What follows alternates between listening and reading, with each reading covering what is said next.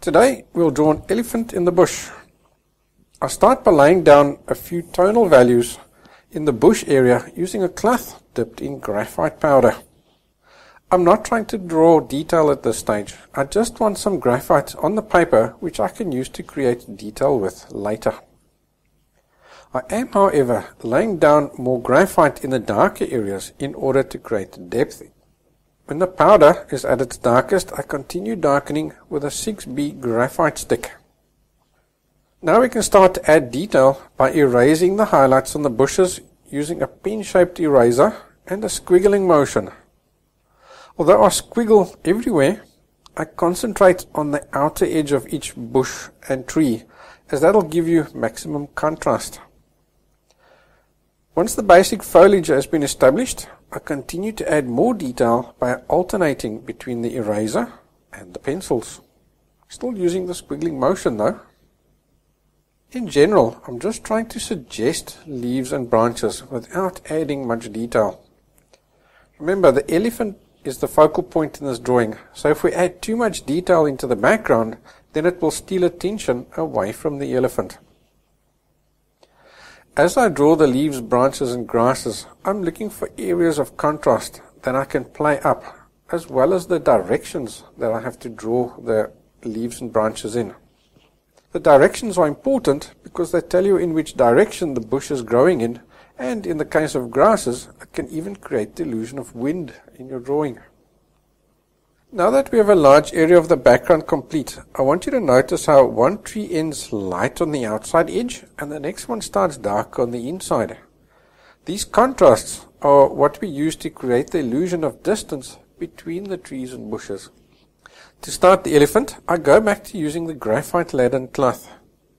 I think you'll agree that there's an incredible amount of tonal value changes in the elephant. And it's all these humps, bumps and angle changes that make elephants a challenge to draw. And that's why I use my cloth to first lay in a few of the basic tonal values in the places where I see them. This allows me to quickly visualize the basic shapes of the animal. With a little imagination, you can actually visualize the elephant at this stage almost as though it's standing in the mist. Now we can start using pencil to add definition to these initial tonal values. At this point, I'm still not looking for details, only basic tonal value changes. I'm asking myself, what needs to go darker? Is this area a flat tonal value, or do I need to fade it lighter or darker towards the edge? Does this dark area end in a found line, or do I need to soften it, and so on? You can think of this stage as drawing a smooth elephant without the wrinkles. Can you see now how our imaginary mist is starting to lift? Now let's add some more sunshine into the scene to completely evaporate our imaginary mist. I go all the way to a 6B pencil for this stage, as I want to establish my darkest darks, so that we have a full range of tonal values in the elephant. And by doing that, you can see how much more depth and dimension is suddenly visible in the drawing. I can also start to suggest some of the details by erasing the wrinkles using a pen-shaped eraser and drawing in the shadows between the wrinkles with the pencil. When adding these wrinkles, it's critical that you draw them in the correct direction and shape, as you see on the elephant and on your reference photo. If you don't do that, you're actually changing the contour of the animal, which will either make him look too round or too flat. I will now continue to alternate between the 6B pencil and the eraser as I draw the rest of the elephant. You can also see that I'm now working in a more methodical fashion, completing one feature before moving on to the next. I do the left leg, then the right leg, the left ear, then the forehead, and so on. As I draw, I want you to also notice how small the elephant's eyes are.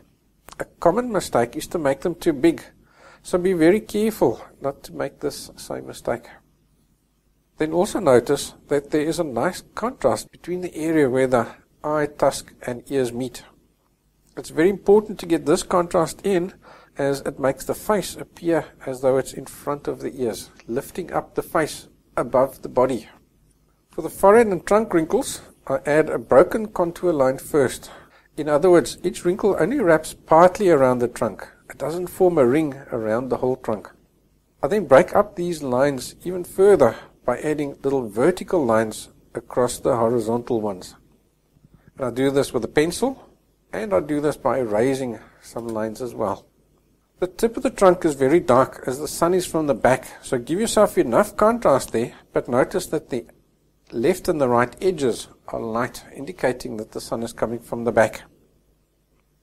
I add a very basic shading to each tusk without trying to add any detail there. Then I complete the drawing by erasing a few overlapping grasses by the elephant's feet. So if you've enjoyed this tutorial, please like the video and comment below. Also, please subscribe so we can inform you of new videos. And if you'd like to follow the draw-along version of this video, you can head over to our website, onlineartlessons.com. We have over 500 draw and paint-along projects waiting for you there. I'll see you next time.